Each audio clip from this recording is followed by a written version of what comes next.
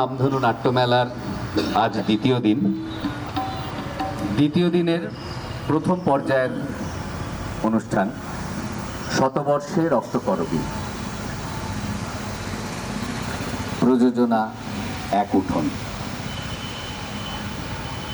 এই এক উঠোন, এই উঠোন নামটার সাথে আমাদের কম বেশি সকলেরই একটা যোগসূত্র আছে। আমাদের বাড়ির আলাদা আলাদা হলেও আমাদের উঠোনটা এক।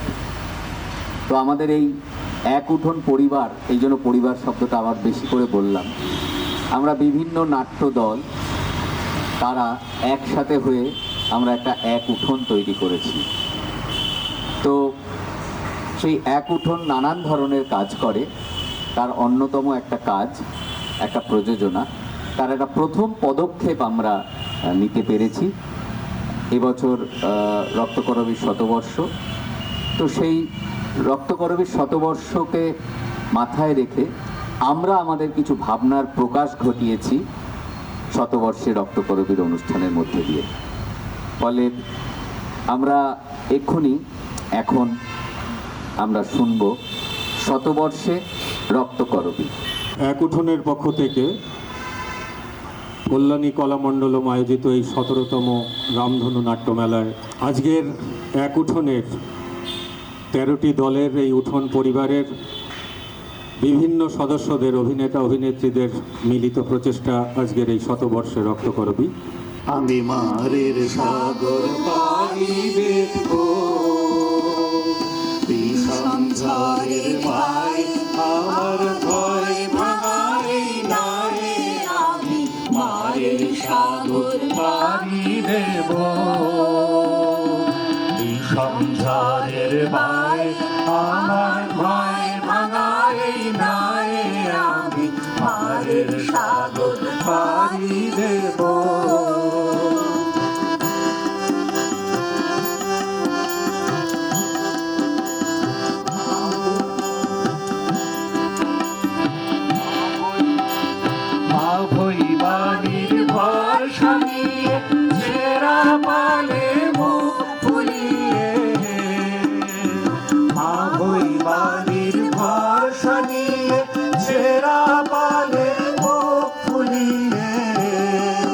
তোমার ওই পারে যাবে তোরি ছায়া বাটের ছায়ে।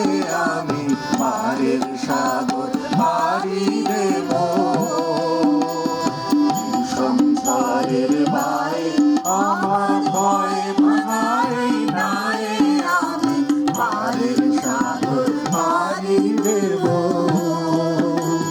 পথ আমারে সেই দেখাবে যে আমার চায়। আমি অভয় মনে ছাড়ব তোরি এই শুধু ভোরদার, এই শুধু ভোরদার। পথ আমারে সেই দেখাবে যে আমার চায়। আমি অভয় মনে ছাড়ব তোরি এই শুধু ভোরদার, এই শুধু ভোরদার। দিন পুরাণে জানি জানি পৌঁছে ঘাটে দেব আনি। দিন পুরাণে জানি জানি পৌঁছে ঘাটে দেব আনি। আমার দুঃখ দিনের রক্ত কমল তোমার করুণ পায়ে। আমি মারের সাগর পাড়ি দেব, সংসারের ভাই আমার ভয় ভাঙাই নাই। আমি মারের সাগর পাড়ি দেব। নন্দিনী, নন্দিনী, নন্দিনী, এই ডাকের জন্ম 1330 সালের গ্রীষ্মকালে শিলং পাহাড়ে।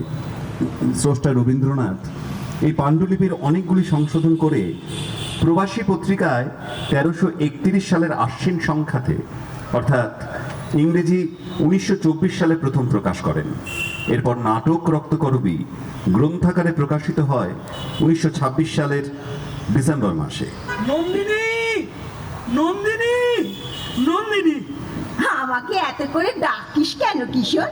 আমি কি শুনতে পাইনি? শুনতে বাস জানি, কিন্তু আমার যে ডাকতে ভালো লাগে। আর ফুল চাই তোমার, তাহলে আনতে যাই। যা যা, এখনই কাজে ফিরে যা, দেরি করিস নে। সমস্ত দিন তো কেবল সোনার তাল ঘুরে আনি, তার মধ্যে একটু সময় চুরি করে তোর জন্য ফুল আনতে পারলে যেন বেঁচে যাই। ওরে কিশোর, জানতে পারলে যে ওরা তোকে শাস্তি দেবে। তুমি যে বলেছিলে রক্তকরবী তোমার চাই চাই, আমার আনন্দ এই যে রক্তকরবী এখানে সহজে মেলে না। অনেক খুঁজে পেতে এক জায়গায় এখানকার জঞ্জালের পেছনে একটি মাত্র গাছ পেয়েছি। আমাকে দেখিয়ে দে, আমি নিজে গিয়ে ফুল তুলে আনবো। অমন কথা বলো না নন্দিনী, নিষ্ঠুর হয়েও না। ওই গাছটি থাক আমার একটি মাত্র গোপন কথার মতো। বিশু তোমায় গান শোনায়, সে তার নিজের গান। এখন থেকে আমি তোমার ফুল জোগাবো, এ আমারই নিজের ফুল। কিন্তু এখানকার জানোয়াররা তোকে শাস্তি দেয়, আমার যে বুক ফেটে যায়। সেই ব্যথায় আমার ফুল আরো বেশি করে আমারই হয়ে ফোটে। ওরা হয়ে ওঠে আমার দুঃখের ধন। কিন্তু তোদের এই দুঃখ আমি সইব কি করে? কিসের দুঃখ? একদিন তোর জন্য প্রাণ দেব নন্দিনী, এই কথা কতবার মনে মনে ভাবি। তুই তো আমাকে এত দিলি, তোকে আমি কি ফিরিয়ে দেব বলতো কিশোর? এই সত্যিটি কর নন্দিনী, আমার হাত থেকেই রোজ সকালে ফুল নিবি। আচ্ছা আচ্ছা, তাই সই, কিন্তু তুই একটু সামনে চলিস। না, আমি সামনে চলবো না, চলবো না। ওদের মারের মুখের উপর দিয়ে রোজ তোমাকে ফুল এনে দেব। নন্দিনী, যেও না, ফিরে যাও। কি অধ্যাপক? ক্ষণে ক্ষণে এমন চমক লাগিয়ে দিয়ে চলে যাও কেন? যখন মনটাকে নাড়া দিয়েই যাও, তখন না হয় সাড়া দিয়েই বা গেলে। একটু দাঁড়াও, দুটো কথা বলি। আমাকে তোমার কিসের দরকার? দরকারের কথাই যদি বললে, ওই চেয়ে দেখো, আমাদের খোদাই করে দল পৃথিবীর বুক চিরে দরকারের বোঝা মাথায় কীটের মতন সুরঙ্গের ভিতর থেকে উপরে উঠে আসছে। এই যক্ষপুরে আমাদের যা কিছু ধন, সবই ধুলোর নারীর ধন, সোনা। কিন্তু সুন্দরী, তুমি যে সোনা, সে তো ধুলোর নয়, সে তো আলোর। দরকারের বাঁধনে তাকে কে বাঁধবে? বারে বারে ওই একই কথা বলো। আমাকে দেখে তোমার এত বিস্ময় কিসের তো অধ্যাপক? সকালে ফুলের বনে যে আলো আছে তাতে বিস্ময় নেই, কিন্তু পাকা দেওয়ালের ফাটল দিয়ে যে আলো আছে সে আরেক কথা। যক্ষপুরে তুমি সেই আচমকা আলো। তুমি বা এখানকার কথা কি ভাবছো বলো দেখি? অবাক হয়ে দেখছি, সমস্ত শহরটা মাটির তলাটার মধ্যে মাথা ঢুকিয়ে দিয়ে অন্ধকার হাতড়ে বেড়াচ্ছে। পাতালে সুড়ঙ্গ খুদে তোমরা যক্ষের ধন বের করে আনছো। সে যে অনেক যুগের মরা ধন, পৃথিবী তাকে কবর দিয়ে রেখেছিল। আমরা যে সেই মরা ধনের সব সাধনা করি, তার প্রেতকে বশ করতে চাই। সোনার তালে তাল বেতালকে বাঁধতে পারলে পৃথিবীকে পাবো মুঠোর মধ্যে। রবীন্দ্র গবেষক অস্ত্রকুমার শিকদার তিনি লক্ষ্য করেছেন রবীন্দ্রনাথে তত্ত্বগত বিচারের বিষয়বস্তু একটি মাত্র, জড়শক্তির সঙ্গে প্রাণশক্তির বিরোধ এবং পরিণামে প্রাণের অবশ্যম্ভাবে জয়লাভ। জড়ত্ব প্রাণের বিরোধ, তাই বন্ধন ও মুক্তির বিরোধে রূপান্তরিত, এবং সেই বিরোধের ফল বন্ধন ছিন্ন করে মুক্তির মহৎ প্রকাশে। পুস্তদের ডাক দিয়েছে, আইরে চলে আয় আয় আয়, ডালা যে তার ভরেছে আজ পাকা ফসলে মরি হায় হায় হায়। দেখছো না রাজা, পৌষের রোদ্দুর পাকা ধানের লাবণ্য আকাশে মেলে দিচ্ছে। হাওয়ার নেশায় উঠলো মেতে, দেখে বধুরা ধানের খেতে। রোদের সোনা ছড়িয়ে পড়ে, রোদের সোনা ছড়িয়ে পড়ে মাটির আঁচলে মরি হায় হায় হায়। তুমিও বেরিয়ে এসো রাজা, তোমাকে মাঠে নিয়ে যাই। মাঠের বাঁশি শুনে শুনে আকাশ খুশি হলো, ঘরেতে আজকে রবে গো। খোলো খোলো দুয়ার খোলো, খোলো খোলো দুয়ার খোলো। ও কোন কাজে লাগবো? মাঠের কাজ তোমার যক্ষপুরীর চেয়ে অনেক সহজ রাজা। সহজ কাজটাই আমার কাছে অনেক বেশি কঠিন। আচ্ছা, সরোবর কি ফেনার নুপুর পড়া ঝর্ণার মতো নাচতে পারে? যাও যাও যাও, কথা কয়ও না, সময় নেই, যাও। অদ্ভুত তোমার শক্তি। যেদিন আমাকে তোমার সোনার ভান্ডারে ঢুকতে দিয়েছিলে, তোমার সোনার তাল দেখে কিছু আশ্চর্য হইনি, কিন্তু বিপুল শক্তি নিয়ে যেগুলোকে তুমি অনায়াসে চূড়ো করে সাজাচ্ছিলে তাই দেখে মুগ্ধ হয়েছিল।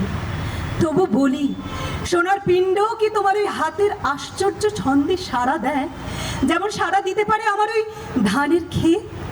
আচ্ছা রাজা, বলো তো, পৃথিবীর এই মরা ধন দিনরাত নাড়াচাড়া করতে তোমার ভয় হয় না? কেন ভয় কিসের? পৃথিবী আপনার প্রাণের জিনিস আপনি খুশি হয়ে দেয়, কিন্তু যখন তার বুক চিরে মরা হাড়গুলোকে ঐশ্বর্য বলে ছিনিয়ে নিয়ে আসো, তখন অন্ধকার থেকে একটা কানা রাক্ষসের অভিসম্পাত নিয়ে আসো। দেখছো না এখানে সবাই কেমন রেগে আছে, কিংবা সন্দেহ করছে, কিংবা ভয় পাচ্ছে? অভিসম্পাত? হ্যাঁ, খুনোখুনি কারাকারির অভিসম্পাত। সাপের কথা জানি না নন্দিনী, এ জানি যে আমরা শক্তি নিয়ে আসি, শক্তি। আচ্ছা, আমার শক্তিতে তুমি খুশি হও নন্দিনী? ভারী খুশি লাগে, তাই তো বলছি, আলোতে বেরিয়ে এসো, মাটির উপরে পা দাও, আর পৃথিবী খুশি হয়ে উঠুক। আলোর খুশি উঠলো জেগে, ধানের শীষে শিশির লেগে। ধরার খুশি ধরে না গো, ধরার খুশি ধরে না গো, ওই যে উথলে মরি, হায় হায় হায়। রক্তকরবীর আগের লেখা নাটকগুলি যে ধরনের সময়, স্থান ও চরিত্রের সমাহার দেখতে পাই, তারই পরিণততর ব্যঞ্জনময় রূপ হিসাবে এই নাটকের পটভূমি হয়ে এলো এক শহর যক্ষপুরী। হ্যাঁ, এই প্রসঙ্গে আমাদের মনে রাখা দরকার, রবীন্দ্রনাথ এই নাটক লিখছেন প্রথম বিশ্বযুদ্ধের পরবর্তী সময়ে, আর এই বিশ্বযুদ্ধ গোটা পৃথিবীকে কাঁপিয়ে দিয়েছিল, সচেতন করে তুলেছিল আন্তর্জাতিকতা সম্পর্কে। 20-এর দশক থেকেই রবীন্দ্রনাথ তাঁর নাটকে ব্যক্তিগত এবং দেশজ বিষয়কে ছাড়িয়ে বিশ্ব রাজনীতি নিয়ে মনোযোগী হচ্ছেন। এর অন্যতম কারণ নিশ্চয়ই নোবেল পুরস্কার প্রাপ্তি, নিরন্তর বিদেশ ভ্রমণ বা যুদ্ধের অভিজ্ঞতা। বিশেষ করে যে মানবতার লাঞ্ছনা সংগঠিত হলো, তা রবীন্দ্রনাথের মতো মানবতাবাদীর পক্ষে আলোকিত হওয়া খুবই সম্ভব বলেই মনে হয়। এই মহাযুদ্ধের ফলে রাশিয়া, জার্মানি, হাঙ্গেরি বা অস্ট্রিয়ার প্রাচীন রাজতন্ত্রগুলির পতন ঘটছে, কিন্তু তার সাথে সাথে এক নায়কতন্ত্রেরও প্রসার ঘটছে। পাগল পরাণ চলে গে, কে কেনে তুই, কেনে মোর স্বপন তরির, কে আমায় ভুলিয়ে দিয়ে। প্রাত্যহিক বাস্তবতার ঐতিহ্যের পথে রবীন্দ্রনাথ ধরতে চান তার নাটকের কাহিনী। সেক্ষেত্রে উপমা হিসেবে যে কথাগুলো মনে হয়েছিল, তাই প্রধান হয়ে উঠতে থাকে তার সামনে। যে মনোভাব বা তত্ত্বের ব্যাখ্যা হিসেবে এইসব উপমার আবির্ভাব তারা আড়াল থেকে আলোচিত থাকে। যক্ষপুরীতে ঢুকে বুঝি এতকাল মনে হয় ওই মালাকে আমি আমার বুকের রক্তে রক্ত করবি রং দিয়ে যাব। সর্দার আমাকে দেখতে পেয়েছে। জয় রঞ্জনের জয়, জয় রঞ্জনের জয়, জয় রঞ্জনের জয়, জয় রঞ্জনের জয়। এই নাটকের প্রতিপাদ্য বিষয়টা আজও 100 বছর পরেও আমাদের কাছে সত্যমূলক লাগে, কারণ সারা দেশে সংগঠিত অংশের তুলনায় অসংগঠিত অংশ দিনে দিনে বেড়েই চলেছে।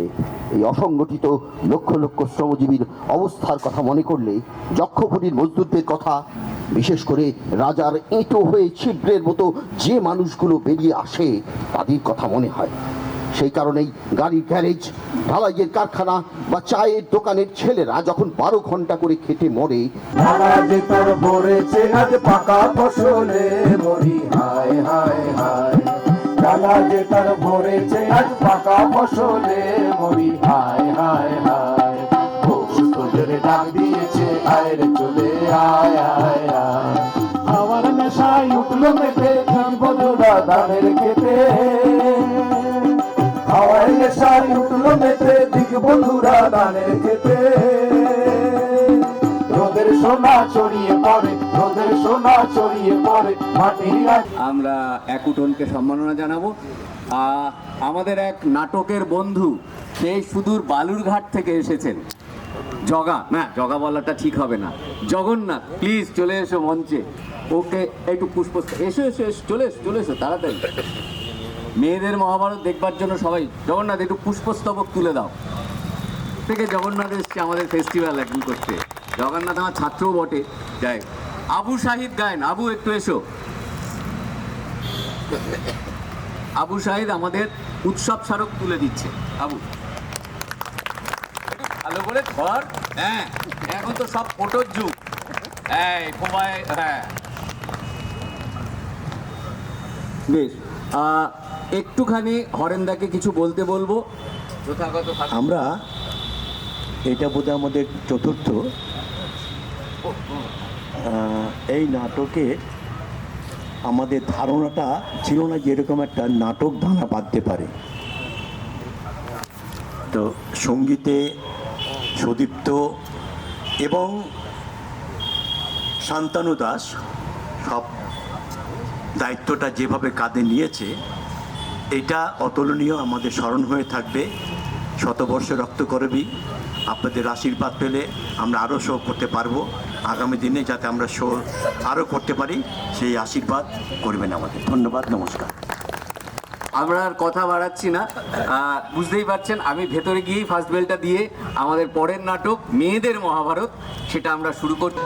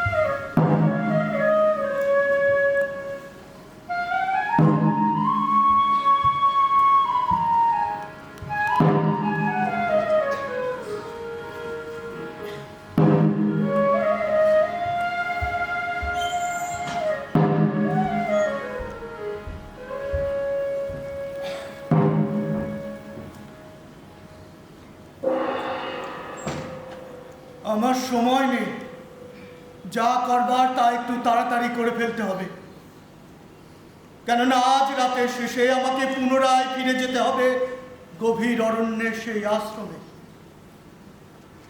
রানী, আমার কথা শুনতে পাচ্ছেন?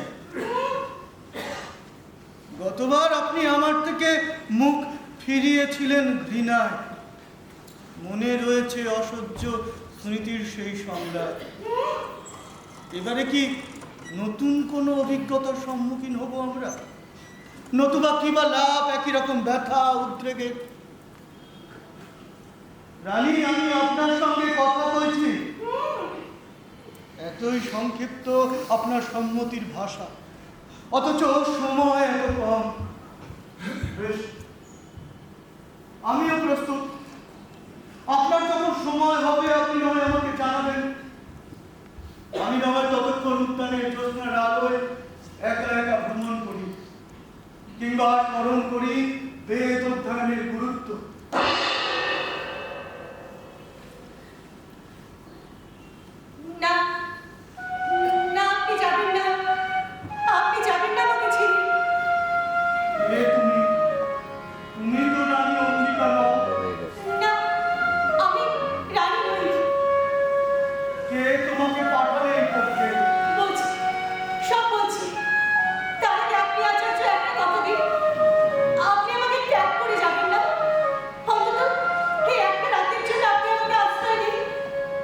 বেশ, কিন্তু আমাকে ভয় করছে না।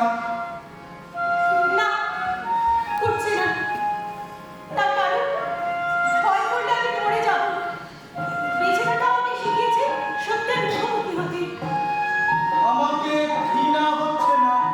না, আমি সামান্য দাসী, রানী অম্বিকার অন্তঃপুরে একজন নামনা যারা দাসী।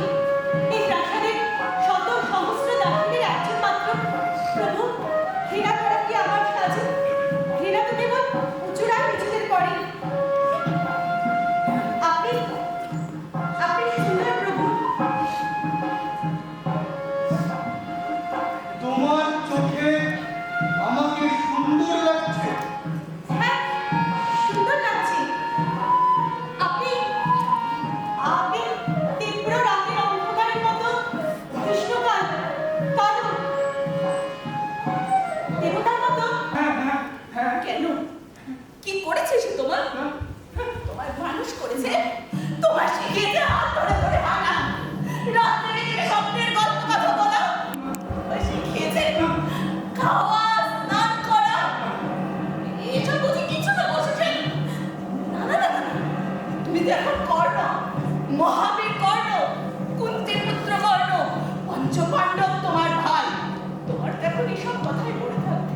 হ্যাঁ, আমিও তাই চাই।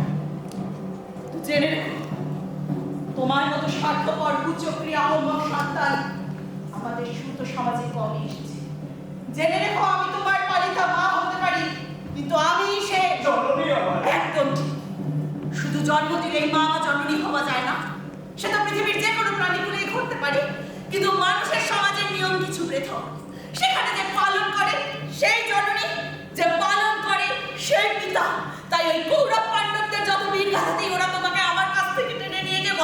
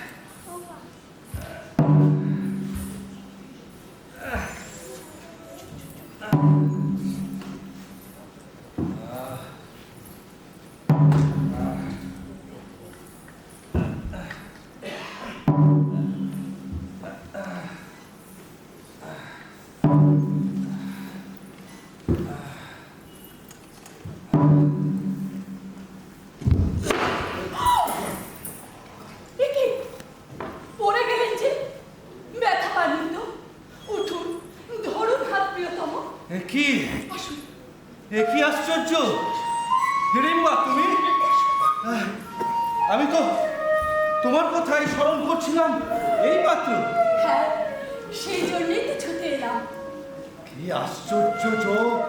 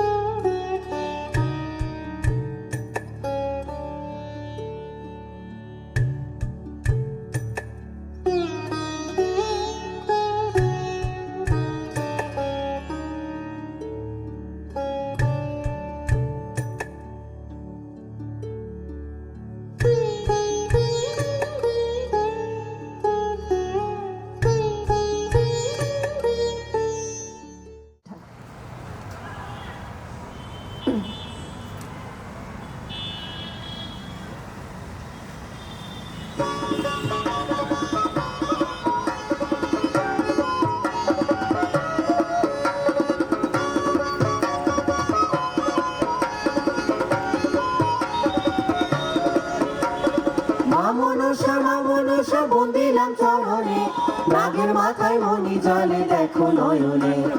মা মনসা বন্দিলাম চরণে, নাগের মাথায় মনি জলে দেখো নয়নে। বন্দিলাম চরণে মাগো করো জোর করি, বুঝিলে তোমার মাগো যায় শিরপুরি। বন্দিলাম চরণে মাগো করো জোর করি, বুঝিলে তোমার মাগো যায় শিরপুরি।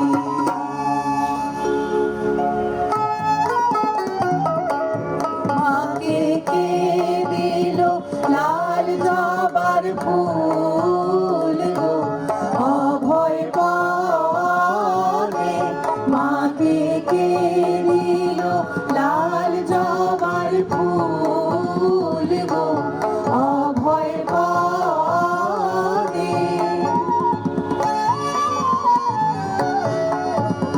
নমো গো পদে মাগো পদা কুমারী। নমো গো পদে মাগো পদা কুমারী। শিব সুতা সর্বরূপা মাগো জড় বিষ হরি। মাকে কে দিল লাল জবার ফুল হয়ে ডাকে গো তোমারে দেবী আয় মা।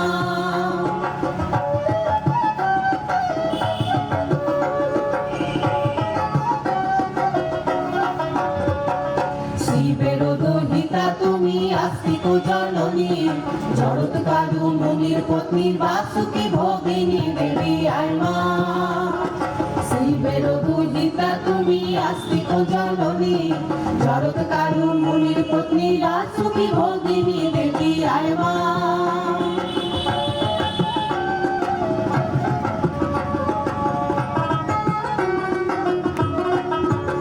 বেউলা জাগে রে লুহার বাসরে, দেখিয়া সাপিনী ভয়ে ধ্বংসিতে না পারে। বেউলা জাগে রে লুহার বাসরে, দেখিয়া সাপিনী ভয়ে ধ্বংসিতে না পারে। বেউলা জাগে রে।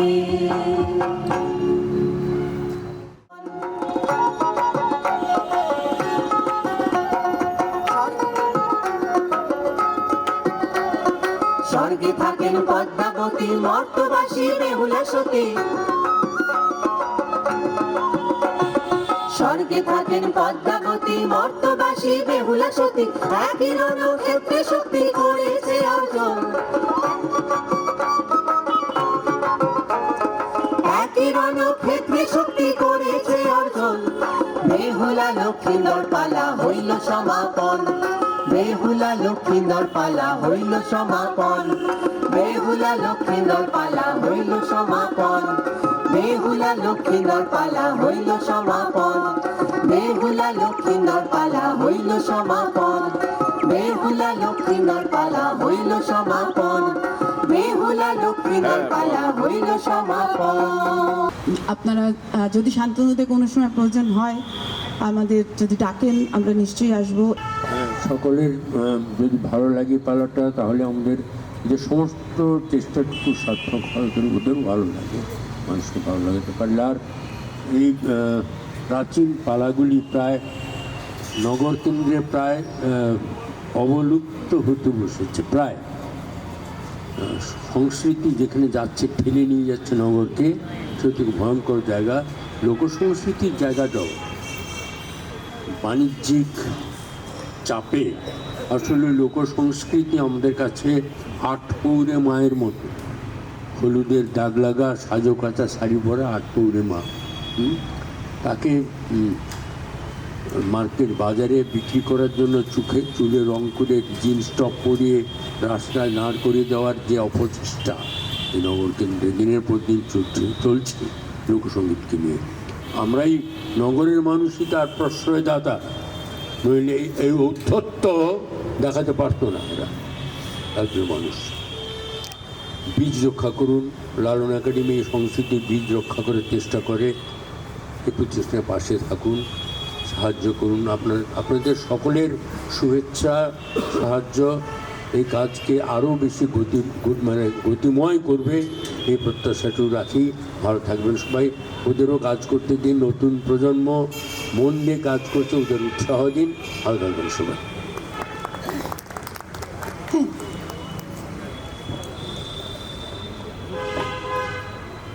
লালন একাডেমির প্রাণ পুরুষ শুভেন্দু মাইতির হাতে পুষ্পস্তবক তুলে দিচ্ছেন আমাদের সদস্য অরুণ দাস।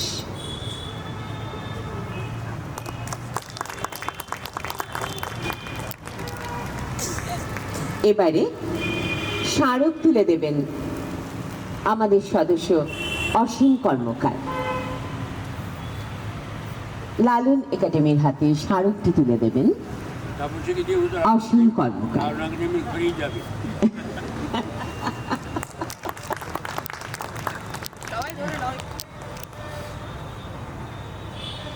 অসম্ভব ভালো একটি অনুষ্ঠান শুনলাম আমরা, ভীষণ ভালো লাগলো, আমরা মোহিত হয়ে গেছি, তন্ময় হয়ে গেছি।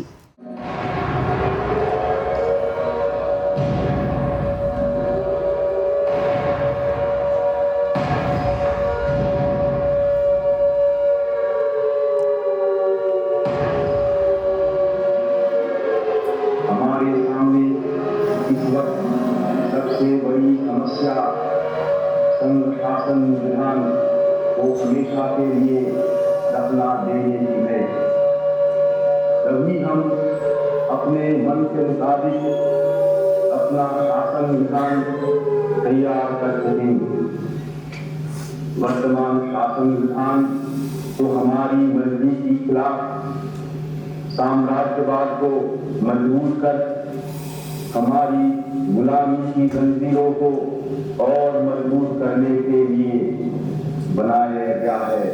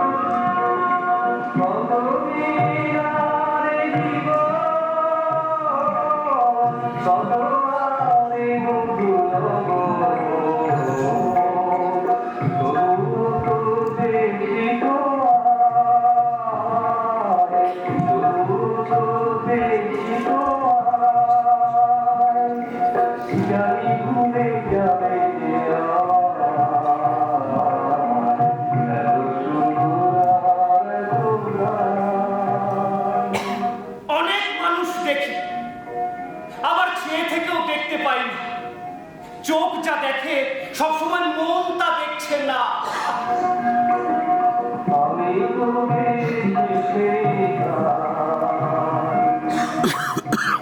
আমার মন চোখে না দেখে অনেক কিছু স্পষ্ট দেখতে পায়। আসলে মনটাই দেখছে। চোখ, কান, নাক, জিহ্বা এরা যন্ত্রমাত্র, মন ছাড়া এরা বিকল। তাই মনটাকে জাগিয়ে রাখা খুব জরুরি। তার ভেতরের কলকবজাগুলো ঠিকঠাক আছে কিনা নাড়িয়ে ফাটিয়ে দেখে নিতে হয় বারবার। শাস্ত্রমতে কলিযুগে মনই সমস্ত কাজের মূলে। অন্যান্য যুগে পাপ বা কোনো পুণ্য কাজ করলে তবে তার কাজ সম্পূর্ণ হতো, কিন্তু এখন মানে এই যুগে কোনো কিছু পুণ্য বা পাপের ইচ্ছা প্রকাশ করলে সে তার ভাগিদার হয়ে যায়। তাই কত সহস্র কোটি মানুষ যে অনবরত পাপ পুণ্যের ভাগিদার হয়ে চলেছে তা তারা নিজেরাও জানে না। তবে বলা হয় যে মৃত্যুর সাথে সাথে মানুষ নাকি তার সমস্ত অপরাধ পাপ থেকে মুক্তি পেয়ে যায়। কিন্তু মানুষের দেহের শেষ চিহ্ন মিলিয়ে যাওয়ার সময় শ্মশানে গেলে সে কথা বিশ্বাস করতে ইচ্ছে হয় না।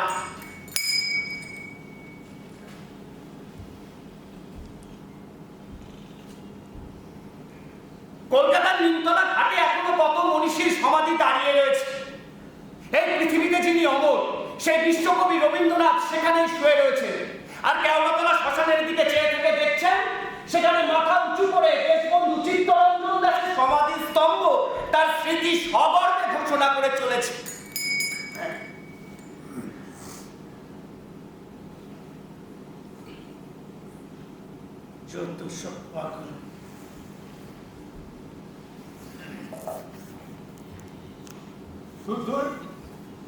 এইসব জায়গাতেই রয়েছে অতীতের হারিয়ে যাওয়া মানুষের উপস্থিতি। এখানকার মাটিতেই মিশে রয়েছে কত মনীষীর চিহ্ন। ভালো হোক বা মন্দ হোক, শ্মশান ভূমিতে কত মানুষের শেষ আশ্রয়স্থল তার কোনো হিসেব নেই। শ্মশানের চুল্লি কখনো একা একা নিঃসঙ্গ হয়ে থাকে না, কারণ মানুষের মৃত্যুর শেষ নেই। তবে শরীর মরলেও মানুষ বেঁচে থাকে, মনে মননে। নবাবী আমলে ঢাকার নায়েব রাজা রাজবল্লভের ভাবি কাশ্মীর, যার নামেও শ্মশান, 1774 সাল থেকে 205 বছর পর কলকাতার প্রাচীন শ্মশান ক্ষেত্রে জনা 35 লোক নিয়ে ঠাকুমা গিরিবালার জন্য লাইনে দাঁড়িয়েছিল। একটা ছোট অফিস রুমের জানলার বাইরে, যে জানলা কখনোই বন্ধ হয় না।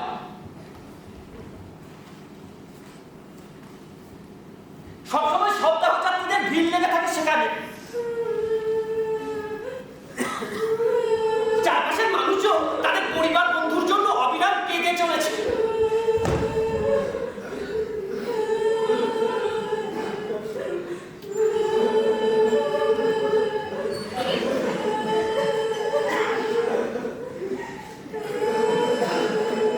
আমার নম্বর ছিল 13।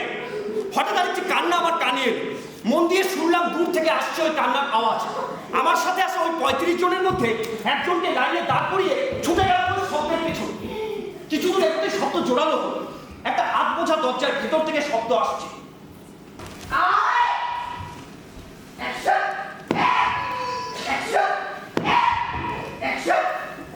আমাকে তোলা মারতে শুরু করলেন, কারণ জানলার পাশে আমি বসেছিলাম, তাই কাগজটা থেকে আমিই ছুঁড়েছি। কিন্তু আমি যে আসলে কাগজটা ছুঁড়িনি তা বলার ক্ষমতা আমার ছিল না।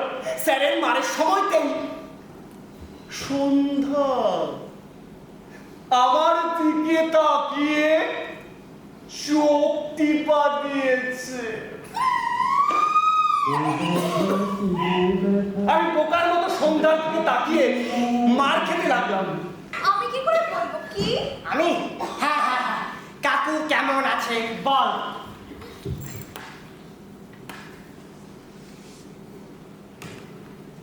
ভালো। আর কিছু? হ্যাঁ বলছিলাম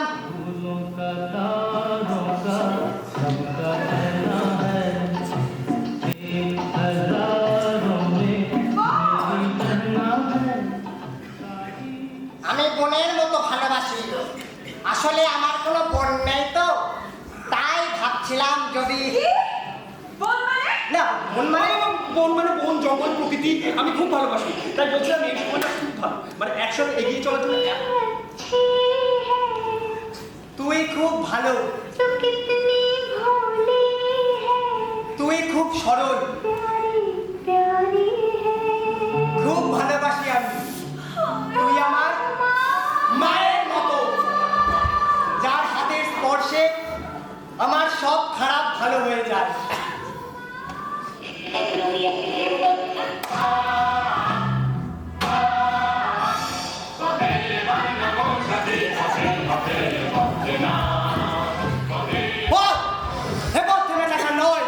এসো সাথী, আজ আমরা একসাথে হেঁটে যাব, পেরিয়ে যাব সব বাধা বিপর্যয়।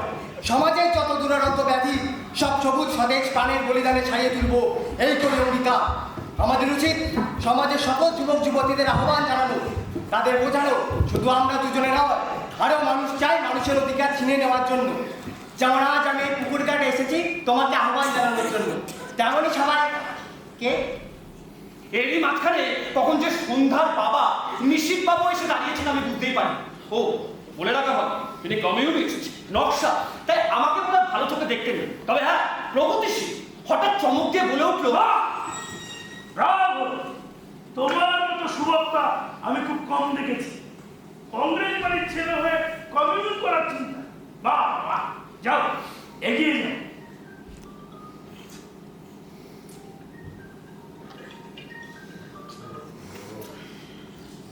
সামনে তো পুকুর।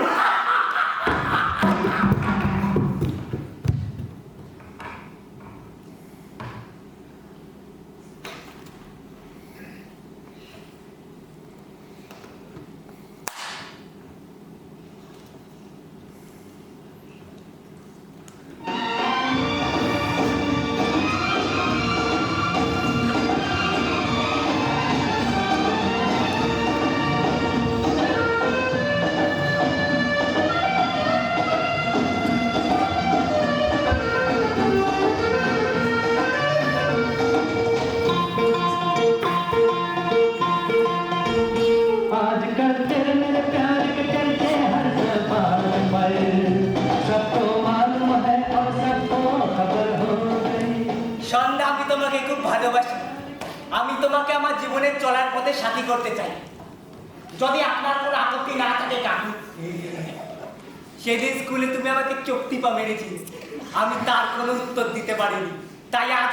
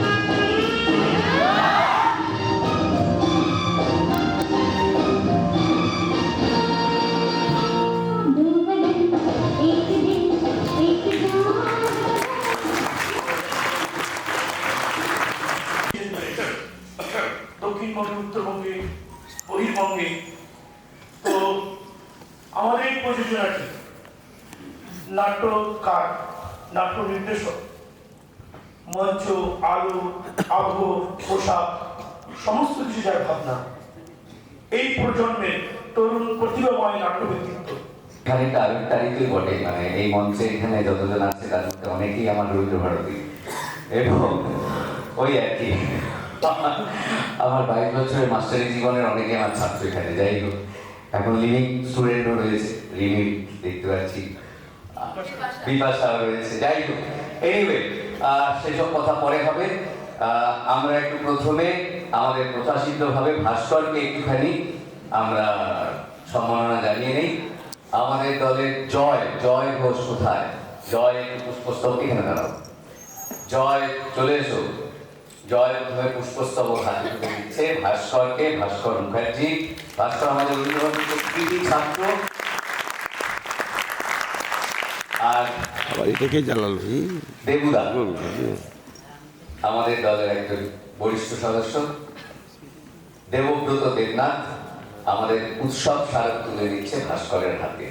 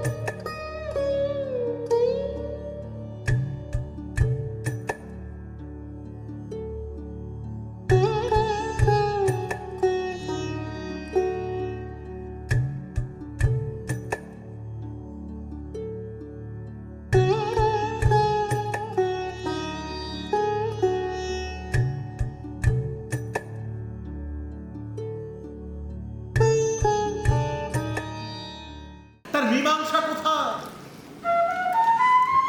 বহু বহু যুগ আগে বিক্রমাদিত্য যখন রাজা, তখন তাকে ঠিক এই প্রশ্নটি করেছিল বেতাল, আর চোখের পলকে সেই সমস্যার সমাধান বলে দিয়েছে। কিন্তু এখন এমন হয়েছে কিছু ভাববার আগেই শরীরটা ঝাঁপিয়ে পড়ে। এই দেখো না, এই কদিন ধরে এত রাস্তায় রাস্তায় ঘুরছি, এদিক ওদিক দৌড়ে বেড়াচ্ছি, কই একটু ক্লান্ত লাগছে না তো? চলো না সোনাই দিঘিতে গিয়ে একটু চড়ুই ভাতি করে আসি। তাই নাকি? হ্যাঁ, একটা খোকা একেবারে ফুলের মতো ফুটফুটে। আরে তাকে দেখছো কি জমি একটা মাছটা ধরো।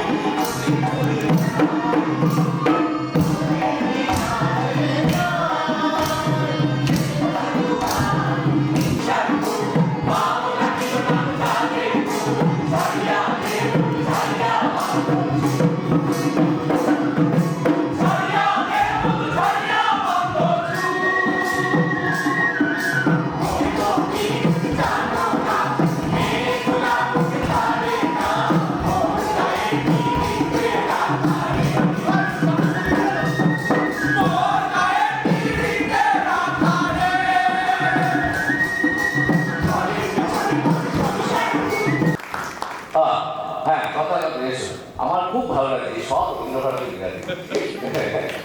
মোনালিসা চট্টোপাধ্যায়, পর্মিলা ভট্টাচার্য, ববিতা নাথ, সুকন্যা চক্রবর্তী। দেবেশদাকে একটু ডাকবো, একটু দেবেশদার মুখে শুনে নিতে চাই। অডিয়েন্সের লাইটটা হ্যাঁ, অডিয়েন্সে আরো তো কি বলবো যে আমি খুব কৃতজ্ঞ শান্তনুর কাছে, কারণ নভেম্বর মাসে আমাদের এখানে আমার 8টা নাটক নিয়ে একটা ফেস্টিভ্যাল হওয়ার কথা ছিল। অত্যন্ত দুর্ভাগ্যজনকভাবে করা যায় হয়। যাই হোক, তো এই সেই ব্যাখ্যাটা ছিল ভেতরে, কিন্তু কোনো না কোনো ভাবে হয়ে যায়। আমার 2019 সালে অন্তত একটা নাটক আপনাদের সামনে রাখতে পারলাম, এটা আমার অনেক বড় পাওনা। এবং তখন সবসময় কল্যাণীতে ফিরে ফিরে আসতে চেয়েছি, কিন্তু কল্যাণীতে নিয়মিত থিয়েটার আমার সেই 2011 সালের পর থেকে বন্ধ হয়ে গেছে। সেটা তো আমি আর বলতে পারবো না, সেটা কল্যাণীর মানুষজন বলতে পারবে। তো সেটাকে এখনই বলে দিচ্ছি।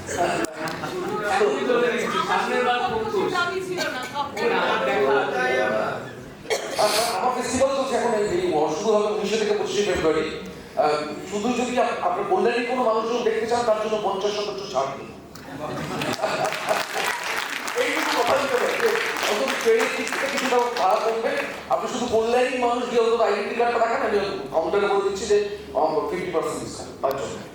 এইটুকু অন্তত আমি করতে পারি। আমি বারবার পেয়েছি, মানে যখন ওটা সুমন বলেছিল সোমবার, আমি একবারে রাখি হয়ে গিয়েছিলাম একটা কারণের জন্যই, যে কল্যাণীতে আমার থিয়েটারটা 2011 পর থেকে অনিয়মিত হয়ে গেছে। মানে দেখা যায় মাঝখানে দুগ্রহ হয়েছে, আর মাসি তোমার সিনোগ্রাফি করা ছিল, আর তারপরে তোমার ওখানে একদিন মন্দিরে যাওয়ার পর তার মাঝখানে আমার এত নাটক একটিও কল্যাণীতে হয়। তো যাই হোক, তবুও আজকের দিনটা আমার মনটা ভরে গেল এই কারণের জন্য যে আপনাদের সঙ্গে আসতে পেরে। তো এইটা যাই না, আমরা এই চেষ্টা করছি সবাই মিলে একটা থিয়েটার করার। যদি কখনো মনে হয় যদি যে কোথাও আপনাদের ভালো লাগলো, অনেকগুলো ছেলে মেয়ে একসঙ্গে কাজ করেছি আমরা, তো এই ভালো লাগার কথাগুলো অন্যদের একটু জানাবেন, তাহলে আমরা এই কি পাওনা আর কি থাকে আমাদের জীবন, ওই ভালো লাগার কথাটুকু অন্যকে জানাবো।